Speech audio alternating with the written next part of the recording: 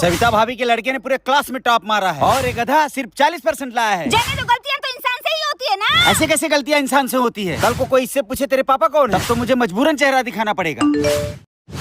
पापा आपके फोन पे सविता आंटी का मैसेज आया है। सविता भाभी इनको क्यों मैसेज कर रही हैं? लिखा है बाबू कल पार्क में मिलो ना।